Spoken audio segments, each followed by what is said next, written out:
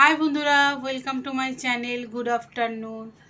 আজকের হচ্ছে 11ই এপ্রিল, মানে আমার মেয়ের জন্মদিন। তা তোমরা ওকে আশীর্বাদ করো। তা দেখো, আমি যেটুকানি পেরেছি করেছি। লাঞ্চ থালি, মানে ওর থালি করেছি। থালিতে আছে ভাত, সঙ্গে আছে একটু, মা বলতো শুভ, তার জন্য ঘি, একটু সবজি ডাল। ও মাছে মাথা দিয়ে ডাল ভালোবাসে না। সবজি ডাল, একটু পটল আলুর তরকারি, একটু মাছের ঝাল, মাংস মানে চিকেন, চাটনি, পায়েস, অতি অবশ্যই পায়েস তো থাকবে যেহেতু বার্থডে, দই। আইসক্রিমটা গলে গেছে গো। আর ও লাল মিষ্টি ভালোবাসে, আর এইটাকে কি বলে আমি জানি না।